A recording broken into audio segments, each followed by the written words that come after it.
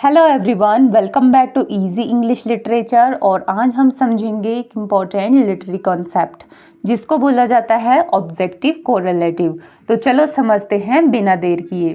सबसे पहले मीनिंग समझ लेते हैं एक बेसिक डेफिनेशन के साथ।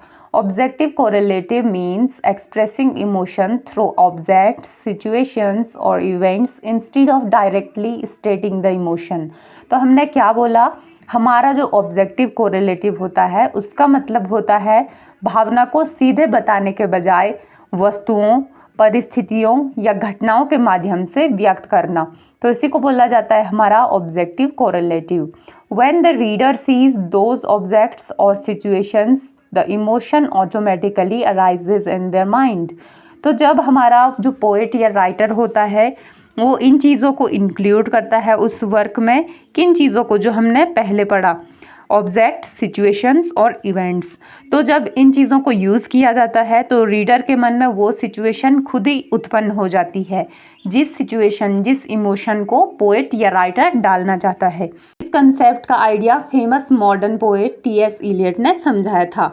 अब इसको एक एग्जाम्पल के थ्रू समझते हैं। तो मान लीजिए कोई राइटर है और वो इस कंसेप्ट को यूज़ करते हुए लिखता है अपने वर्क को, तो वो कैसे करके चीज़ों को दिखाएगा। तो मान लीजिए लेखक, हमारा जो राइटर है, वो दुख दिखाना चाहता है, तो वो सीधे सीधे ये नहीं लिखता कि वो आदमी बहुत दुखी था। इसके बजाय वो एक खाली कमरा दिखाएगा, टूटी हुई तस्वीर की फ्रेम दिखाएगा और खिड़की के बाहर गिरती हुई बारिश को पोर्ट्रेट करेगा। तो इस प्रकार की फीलिंग्स, इस प्रकार की पिक्चर्स को जब वो उस वर्क में डालेगा तो जो एक रीडर होगा उसके मन में खुद ही ये फीलिंग्स आने लगेगी। जब वो सैड पिक्चर्स को देखेगा कि किस प्रकार से पोर्ट्रेट किया गया है, तो उसके मन में खुद ही जो है दुख की भावना उत्पन्न होने लगेगी। तो यही होता है हमारा ऑब्जेक्टिव कोरिलेटिव। और इस कंसेप्ट का मेन आइडिया क्या था? तो ऑब्जेक्टिव कोरिलेटिव का मेन आइडिया ये था कि इमोशन को बताने के बजाय दिखाना, बल्कि जो हमारा रीडर है उसको सीधे सीधे हम कोई बात ना बोलें, बल्कि उसको फील कराएं उस चीज़ को। और ये लिटरेचर को और ज़्यादा इफ़ेक्टिव बनाता है, क्योंकि इससे क्या होता है, जो रीडर होता है वो खुद ही उस भावना को जो है महसूस करना स्टार्ट कर देता है। और इसकी क्या इम्पोर्टेंस होती है? तो ये लिटरेचर में इमोशन को व्यक्त करने का जो तरीका होता है, इसने टोटली उसको चेंज कर दिया।